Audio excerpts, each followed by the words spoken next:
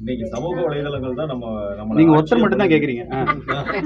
எல்லாத்துக்கும் குரல் சொல்லுங்க ஐயா, சொல்லுங்க ஐயா. இல்ல இன்னைக்கு இந்த சமூக வலைதளங்கள் தான் நம்மள ஆட்சியை போயிடுது. அதுல இருந்து பெண்கள் மீள்றதுக்கு என்ன வழி? சார் வாய்ப்பே இல்லை சார். கஷ்டம் அது. சமூக வலைதளங்கள் அது ஒரு ஜோக் சொல்கிறோம், பட் ஆனால் சமூக வலைதளங்கள் அது எல்லாமே ஒரு பீரியட் தானே சார். கொஞ்ச நாளைக்கு முன்னால் வரைக்கும் நம்ம ஃபேஸ்புக்கில் இருந்தோம், அதுக்கப்புறம் இன்ஸ்டாகிராம் வரும், அதுக்கு முன்னால் ஆர்குட் இருந்துச்சு, அதுக்கப்புறம் ஒன்று ஒன்றா ஷிஃப்ட் ஆகிட்டு போயிட்டு இருந்தது. ஐ திங்க் ஒரு பெரிய சர்க்கிள் சார். அது மேலே அப்படியே போச்சு, ஒன்று டாப் போய் ஒரு ட்ரிகர் த்ரெஷ்ஹோல்டு ஒன்று முடிஞ்சோடனே திருப்பி கீழே வந்துடும்னு ஒரு நம்பிக்கையில் இருக்கிறோம். இவங்கெல்லாம் ரீல்லேருந்து வெளில வந்து நம்மளுக்கும் நல்லா சமைப்பாங்க. குழந்தைகள் மேலே பெண்கள் மேலே பாலியல் கொடுமைகள் சமூகம் அதிகரிச்சுட்டு சார். மனிதர்களாக ஒரு ஆம்பளை நாம தான் சார் அந்த மென்டாலிட்டி மாற்றணும். நம்ம பார்க்குறதே வந்து எப்போ பார்த்தாலும் ஒரு பொருளாகவே பார்க்குறோம்.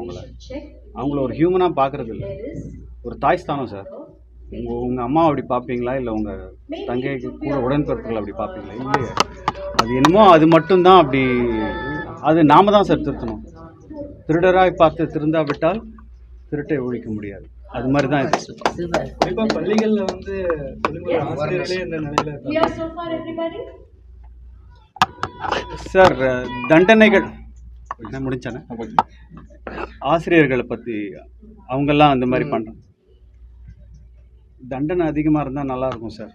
அது தண்டனைகள் வரணும் சார், பெருசாக இருக்கணும் சார். பெருசாக இருந்தால் அவன் அடிச்சா எழுந்துக்கவே கூடாது. அந்த மாதிரி இருந்தால் நல்லாயிருக்கும். என்னது புரியல?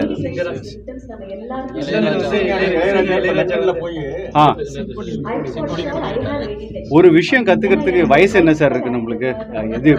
எது வேணா கற்றுக்கலாமே. ஒன்றும் இல்லை, எங்கள் அப்பா ரிட்டையர் ஆகி ரொம்ப நாள் ஆச்சு. திடீர்னு வந்து அன்றைக்கி சொன்னார்ப்பா நான் வீணை கற்றுக்கலான்னு பார்க்குறேன்ப்பான்னு. நம்ம இறந்து போகிறதுக்கு முன்னால் நம்ம வாழ்க்கையில் எவ்வளோ இருக்குது சார் கற்றுக்கிறதுக்கு. ஏதாவது ஒரு ஸ்ட்ரெஸ் ரிலீஃபாக அவங்களுக்கு இருந்ததுன்னா எதை வேணால் கற்றுக்கலாம். அதுவும் இசைஞானிலாம் வந்து அவருக்கு அங்கே போய் கற்றுக்க போனாரா, சொல்லிக் கொடுக்க போனாரான்னு எனக்கு தெரியல.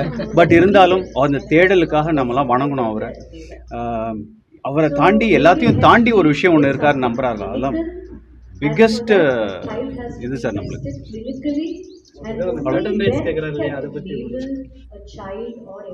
உழைச்சாரு கேட்குறாரு.